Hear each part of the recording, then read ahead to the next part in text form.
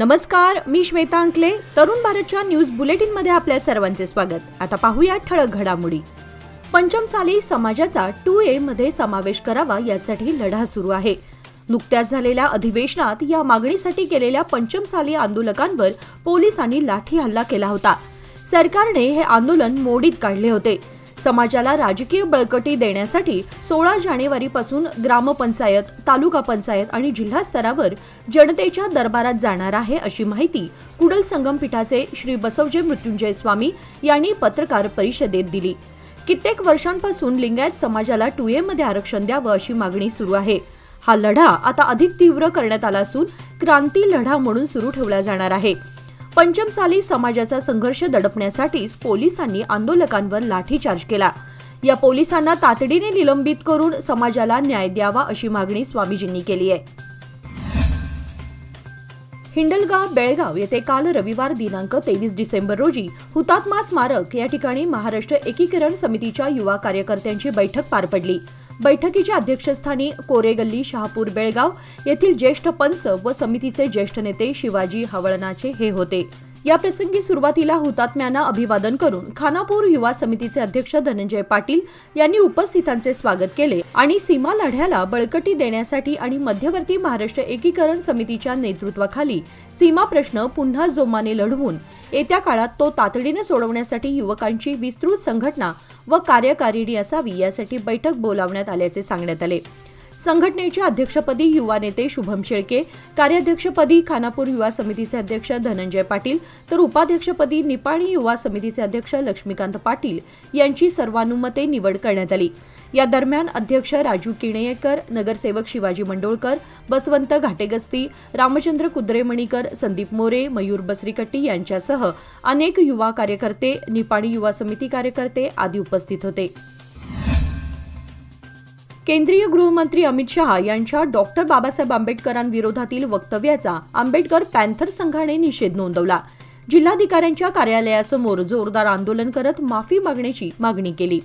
यावेळी जिल्हाधिकाऱ्यांच्या माध्यमातून पंतप्रधान नरेंद्र मोदी यांना निवेदन देण्यात आले. या निवेदनाद्वारे अमित शहा यांनी डॉक्टर बाबासाहेब आंबेडकरांची जाहीर माफी मागावी अशी मागणी करण्यात आली. केंद्रीय गृहमंत्री पदावर असताना संविधानाचे पालन करण्याची जबाबदारी शहा यांची आहे. मात्र डॉक्टर बाबासाहेब आंबेडकरांनी देशाला दिलेले संविधान आणि त्याद्वारे केलेले समता संविधानाचे कार्य विसरलात काय, असा प्रश्न यावेळी विचारण्यात आला. खानापूर तालुक्यात काल सोमवारी माणिकवाडीकडे गेलेल्या हत्तींच्या कळपाने पुन्हा काल रात्री सावरगाळीच्या शिवारात हैदोस घालून शेकडो टन ऊसाचा फडशा पाडला. तालुक्यातील सावरगाळी येथील ज्ञानेश्वर जायप्पा पाटील यांना लाखोंचा फटका बसलाय. रविवारी त्यांच्या शेतातील पाण्याचा पंप, जलकुंभ आणि पिकांचं नुकसान हत्तींच्या कळपानं केलं होतं. रात्री पुन्हा या कळपाने त्यांच्या शेतातील ऊसाचा अक्षरशः फडशा पाडल्यामुळे वर्षभराचे कष्ट मातीमोल झालेत. त्याशिवाय त्यांची वर्षभराची कमाई देखील पाण्यात गेलीय. वन अधिकारी केवळ पंचनामा करून शेतकऱ्यांना दिलासा देण्याचे नाटक करत आहेत. हत्तींना हुसकावून लावण्यासाठी खात्याकडून काहीच केलं जात नाही. परिणामी शेतकऱ्यांचा जीव धोक्यात आलाय. हत्तींच्या कळपाला जंगलात हुसकावून लावण्याची मागणी शेतकऱ्यातून होत असली तरी वन खात्याकडून अजिबात लक्ष दिलं जात नसल्याने संताप व्यक्त केला जातोय. हत्तींचा बंदोबस्त करण्याच्या मागणीसाठी आंदोलन छेडण्याचा निर्धार शेतकऱ्यांनी केलाय. शहापूर आचार्य गल्ली येथे विहिरीत पडलेल्या कुत्र्याला अग्निशामक दलाच्या जवानांनी बाहेर काढून जीवदान दिले. आचार्य गल्ली येथील कुलकर्णी यांच्या घरातील विहिरीत 5च्या सुमारास कुत्रा पडला. एका बाजूने विहीर उघडी असल्याने कुत्रा विहिरीत पडला. अमोह कुलकर्णी यांनी त्वरित अग्निशामक दलाशी संपर्क साधून कुत्रा विहिरीत पडल्याचं कळवलं. अग्निशामक दलाचे अधिकारी, कोरवी आणि कर्मचारी त्वरित आचार्य गल्लीत दाखल झाले. कर्मचाऱ्यांनी दोरी बांधून स्टीलचे मोठे ट्रे विहिरीत सोडले. विहिरीत पडलेला कुत्रा स्टील ट्रेमध्ये बसत होता, पण ट्रे वर ओढण्यास सुरुवात केल्यानंतर पुन्हा घाबरून विहिरीमध्ये उडी मारत होता. जीवाच्या आकांताने कुत्रा ओरडत होता. अखेर दोरी त्याच्या मागील पायात घालून घट्ट गाठ मारून त्याला विहिरीतून बाहेर काढण्यात आलं. कुत्र्याला सुखरूप बाहेर काढल्यावर जमलेल्या लोकांनी सुटकेचा निश्वास सोडला. खानापूर तालुक्यातील नंदगड रस्त्यावर करंबळजवळ ट्रकचा भीषण अपघात झाल्याची घटना आज मंगळवारी सकाळी 6 वाजण्याच्या सुमारास घडली. यात चालक किरकोळ जखमी झालाय तर ट्रकचा समोरील भाग चक्काचूर झालाय. सदर ट्रक नंदगडहून खानापूरकडे येत होता. दरम्यान करंबळ कोंदल दरम्यानच्या वळणावर चालकाचं ट्रकवरील नियंत्रण सुटल्यानं लाकूड वाहतूक करणारा ट्रक झाडाला आदळला. त्यात चालक केवळ सुदैवाने बचावलाय. घटनेची नोंद खानापूर पोलिसात झाली आहे. कणगले तालुका हुक्केरी नजीक राष्ट्रीय महामार्गावर चुकीच्या मार्गाने जाणारा कंटेनर उड्डाण पुलावरून सेवा मार्गावर कोसळल्यानं कंटेनरचं मोठं नुकसान झालं असून चालक गंभीर जखमी झालाय. ही घटना सोमवारी मध्यरात्री घडली. मोरबा गुजरातहून राजस्थानचे 5 कंटेनर फरशी घेऊन बेंगळूरकडे निघाले होते. RJ06 GD 4306 या क्रमांकाचा कंटेनर येथील प्राथमिक आरोग्य केंद्राच्या नजीक येऊन चुकीच्या मार्गाने सेवा रस्त्याकडे वळण घेत असताना चालकाचा कंटेनरवरील ताबा सुटल्यानं उड्डाण पुलावरून सुमारे 20 फुटावरून सेवा रस्ता नजीकच्या खड्ड्यात कोसळला.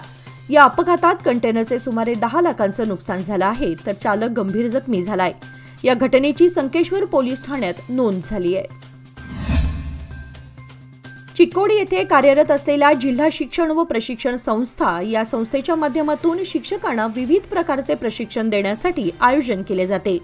गेल्या 3 वर्षात यासाठी 47,02,770 रुपयांच्या निधीचा चुराडा करण्यात आलाय. सन 2024 सालामध्ये 981 जणांच्या नवीन नियुक्त शिक्षकांच्या प्रशिक्षणावर तब्बल 12,63,293 रुपयांचा निधी खर्च घातल्याचं दाखवण्यात आलंय. विशेष म्हणजे दर दिवशी 38 जणांच्या 6 दिवसांसाठी 50,000 रुपये, 36 जणांच्या 6 दिवसांसाठी 48,000 रुपये, 47 जणांसाठी 59,000 रुपये असा अवैज्ञानिक खर्च घालण्यात आलाय.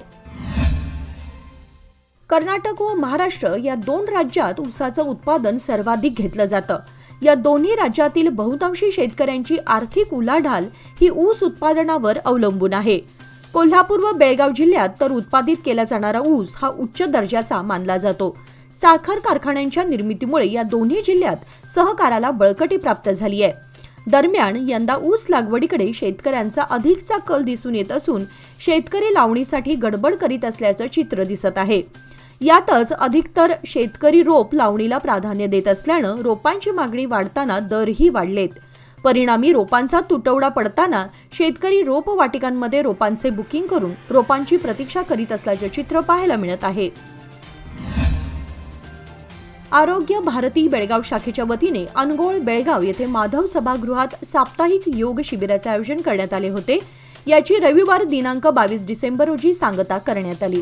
आठवडाभर चाललेल्या योग सत्रांमध्ये सुप्रसिद्ध योगगुरू मुत्तन्ना मडिवाल, प्रभाकर लाटूकर, निमाई पाटील, मुरलीधर प्रभू तसेच प्रख्यात योगगुरू केशव कुलकर्णी व रमेश गौडा यांनी योगाचे वर्ग घेतले. या दरम्यान विविध योग केंद्राच्या सर्व प्रमुखांना सन्मानित करण्यात आले. उद्योजक विनायक लोकूर यांनी अग्निहोत्राबद्दल माहिती सांगितली. जागतिक ध्यान दिनानिमित्त हार्टफुलनेस मेडिटेशन सेंटरचे ट्रेनर जीवन खटव यांनी ध्यानाचे महत्त्व पटवून दिले. याप्रसंगी लोहपुरुष डॉक्टर सतीश चौलीकर यांचा सत्कार करण्यात आला. तसेच BM कंकणवाडी आयुर्वेद महाविद्यालयातर्फे देश का प्रकृती परीक्षण या अभियानासंदर्भात उपस्थितांना माहिती दिली. या शिबिरात तब्बल 100हून अधिक योग साधकांनी सहभाग घेतला होता. हे शिबिर यशस्वी करण्यासाठी आरोग्य भारती कर्नाटक उत्तरचे उपाध्यक्ष वासुदेव इनामदार, जिल्हा अध्यक्ष डॉक्टर दत्तप्रसाद गिजरे, जिल्हा उपाध्यक्ष हेमा आंबेवाडीकर, विचार संयोजक मुकुंद गोखले, योग शिक्षण प्रमुख गोपाळराव देशपांडे, महिला प्रमुख श्रीमती गीता देशपांडे आदींनी परिश्रम घेतले होते. याचबरोबर आजचे बातमीपत्र इथे संपले. अधिक माहिती आणि ताज्या घडामोडींसाठी पाहत रहा तरुण भारत न्यूज चॅनल. तसेच आमच्या चॅनलला लाईक, शेअर आणि सबस्क्राईब करायला विसरू नका. आणि विश्वासार्ह बातम्यांसाठी दररोज वाचा दैनिक तरुण भारत. धन्यवाद.